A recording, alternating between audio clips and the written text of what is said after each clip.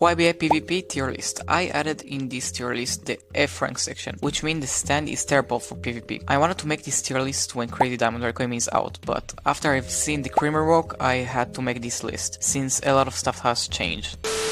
So let's start with Aerosmith. The last time I talked about Aerosmith, he was still decent, and it's because he couldn't go through walls with his pilot, which made his pilot one of the weakest in the game. Now Aerosmith is not sensitive as he used to. He can go through walls, and his range is pretty much increased, and his moves change for the better part. I really like Aerosmith now, and he deserves to be on B. Anubis is still the same, nothing has changed. While I do think he's still skilled, after some stands got reworked, Anubis is slowly getting weak. Even Aerosmith got an advantage on Anubis. Anubis is on C. Beach Boy remains one of the worst stands in the game. He has fewer moves, he has no barrage, no iframes, no hyper armor, and no special abilities. Beach Boy is on F.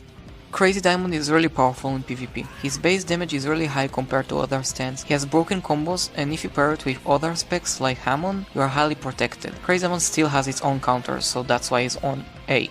Now for Cream. I think I'm a bit disappointed with his rework. I wouldn't even call it a rework, it's a nerf. I will talk about 3 main things that made Cream pretty much ruined. 1 is Madness Sorrow, 2 is Void Stamina, and 3 is Void Surprise. Let's take a look at this clip. After you extend Madness Sorrow, the user is getting slowed for an entire 4 seconds, along with Void Stamina. This is a huge nerf because in these 4 seconds you are completely vulnerable. You can't use any move, plus you are being slowed. 4 seconds is a lot considering the fact there are many stands with deadly combos, and they only need 1 second of you being stunned to catch you into an unescapable true deadly combo. And Void Stamina doesn't apply to only one move, but Cream entire moveset. Some of the moves have slower Void Stamina and some have fast, but it doesn't matter because the idea of Void Stamina makes Cream one of the most weakest stands in the game. And for the last is Void Surprise. After the rework, this move is barely functions. You need to really get close now to the enemy in order to make the move work. And not only that, you have to hit the player from the first place to make the move track the player. Cream went from one of the most broken stands in PvP to one of the worst stands. He's still playable, but for me, he's on D. D4C is also fine in general. It's basically D4C without Love Train, which is a really useful move. Overall, D4C is not bad, but you should really consider evolving him into Love Train. C.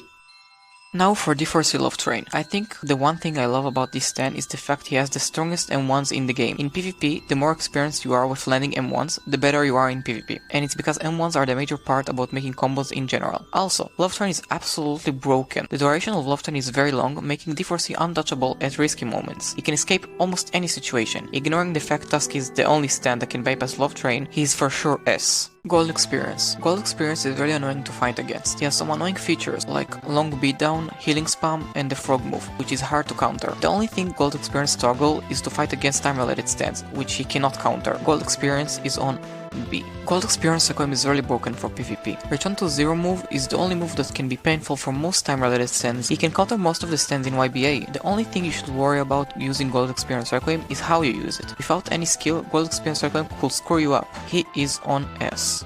実際に起こる真実に到達することは決してない。 Hermit Purple is really bad for PvP. Most of Hermit Purple moves are cancelable, highly predictable, and they make the user very vulnerable. And he also has no barrage. Even after you pair it with Hammond, Hermit Purple is still questionable for PvP. He is on F. Aerophant Green is good for PvP, but unlike many brain-dead stands that require almost no skill, Aerophant Green does require skill, and a lot. Mainly because most of his moves demand aim skill. Aerophant is on B. Killer Queen. I don't think Killer Queen is inherently bad, but he isn't ideal for PvP whatsoever. He cannot carry you, especially when Killer Queen is facing range stands, which they don't need to get closer to you. Killer Queen is on D. Killer Queen Bite the Dust is an entire different story. Bite the Dust is mostly good in the SBR, or when being teamed on. Killer Queen Bite the Dust is like Made in Heaven but with no speed, so it will be a problem if you face range stands. Bite the Dust is on A. King Crimson is really good for PvP, only because of the combo potential he has. Time Race is tricky to fight against, especially for time-related stands like the World or Star Platinum. He is good with catching runners or spammy stands, but you are required to hit your moves. Missing your moves could lead to your lose. King Crimson is on B. King Crimson Requiem. King Crimson Requiem is better than King Crimson, and it's because unlike King Crimson, the Requiem has more wider range combined with melee moves, which makes him almost untouchable, unless you face against Gold Experience Requiem. King Crimson Requiem is on A. Magician's Red. Magician's Red is also very good for PvP, but only if you know how to play him correctly. I faced many Magician's Red players and they can pull up great fights and even win most of the time, but it depends on skill. Magician's Red is on B. Mr. President is still not efficient to play in PvP. In public server, Mr. President has high potential of winning, but in the SBR or 1v1 matchmaking, you are limited with the amount of time you can stay in the house. While not terrible, still really tricky to use. Mr. President is on D. Purple Haze is mid for PvP. Someone who used Purple Haze for a long time might be able to be really strong with it, but if you use Purple Haze randomly, it will be really hard for you to use him. Before, I thought he is broken, but now he is questionable. C. Red Hot Chili Pepper is good for PvP, depends on who uses him. His base damage is low, so you need to pair him with Hammond. Overall, C.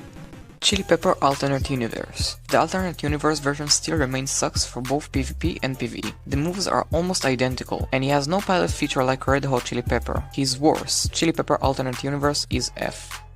Scare Monsters is simple for PvP. He has remoted moves, Dino Summon, and many more moves. The only con for Scare Monster is that most of his moves are blockable, and the moves that bypass or Gull Break ragdolls the enemy. C, but could be B. Silver Chariot remains the same even after all the reworks and the changes. Million Pricks still overly broken, because he eventually guards break you no matter what, giving Silver Chariot advantage on you, but against time-related stands, Silver Chariot is powerless. B. Chariot Requiem is the only Requiem stand that has Pilot, making him one of the strongest stands for PvE and PvP, high mobility and more. Conqueror's Will is the only move that has no resistance, which means that even GR Return to Zero is mostly useless against it. Chariot Requiem is on S. Six Pistols has good combos, but Six Pistols is risky to play in PvP, because he lacks barrage, no iframes, no shield, and most of his moves are blockable, and the only move that can guard break is parryable, making Six Pistols unusable in actual combat. F. Soft and Wet without Go Beyond is always bad no matter the case, so let's put him on F. Soft and Wet Go Beyond on the other hand is more useful in PvP. Go Beyond move is really broken, but it's only one move that carries Go Beyond. The Shovel move can be easily missed. Soft and Wet is nice, but not enough. C. Star Platinum is really underestimated for his power. He has combo potential with almost every possible spec, and it's hard to escape his combos, though Star Platinum will have a problem facing ranged stands, as most of his moves rely on close combat. Any distance kept from Star Platinum will make you lose quickly, but in close combat, Star Platinum is deadly. He is on A. Same goes to Star Platinum the World, just without Rage mode, and he also has Awakening move similar to Gold Experience Requiem. Back in modern YBA, many of Star Platinum the World moves could be parried, which made him really weak, but now they are only blockable. Same as Star Platinum the World is on A.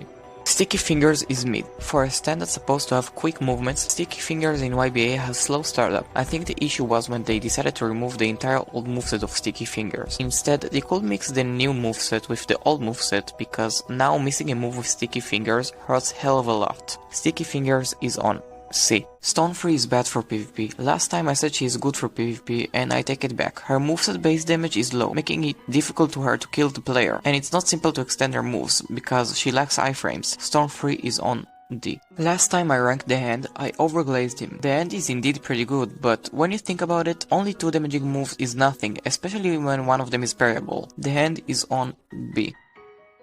The World is fine, his combo potential is less than Star Platinum. Most of the World moves ragdoll, and his best moves are only the range moves. World Roller for example. This move is supposed to be one of the best moves in the World moveset. In practice, this move is one of the easiest to avoid. The World is B. I haven't used the World Alternate Universe for quite some time, but I almost never encountered anyone using it. I only know you can spam the knives move. I'll put him on C.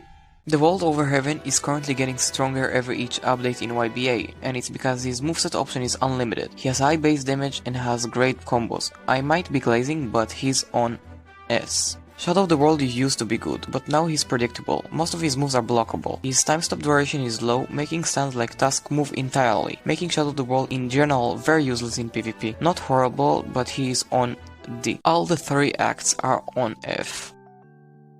And Tusk Act 4 remains good in PvP. It's hard to keep up with Tusk because he used to get a lot of nerfs and buffs, but still, fighting against Tusk in PvP is annoying. Tusk Act 4 is on A. Weather Report is fine, he has high combo potential, but all of his combo extender moves are blockable. He has moves that does bypass block, but they aren't extenders, like the Frog Rain. Weather Report is tricky to play, he's on C. White Album is really good for PvP. Back then White Album wasn't powerful, but with the amount of spec that you can pair with him and the amount of side effects he has like the armor boost and freezing players nearby, he's on B. Whitesnake is also good. The only issue is that in order to make Whitesnake efficient in combat, you need to catch the enemy, which is really not that simple. Most of the stands have many features of escaping, like alternate dimensions, glides, and more. With skill, Whitesnake is on B. Sim Moon used to be good, and he is overused for no reason. He has many combo potential, sometimes unescapable, but just like Weatherport, most of his carrying moves are blockable. Not bad, but requires timing. He is on B. Made in Heaven is really powerful. Even after all the nerfs, Made in Heaven managed to remain broken. No matter how much skill you have, the more faster the stand, the more easier it is to win. Made in Heaven is on S. And that was the tier list. Crazy Diamond Requiem is probably going to be added to YBA soon, so you can expect another tier list. I was XGB, don't forget to like and subscribe, and I will see you in the next video. Peace.